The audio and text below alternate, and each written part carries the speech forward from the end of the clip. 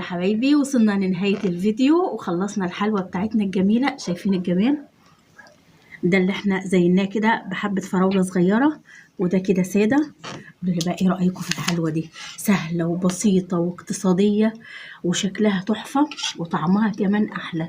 شايفين الجمال؟ يلا جربوها بقى بطريقتي هتعجبكم كتير.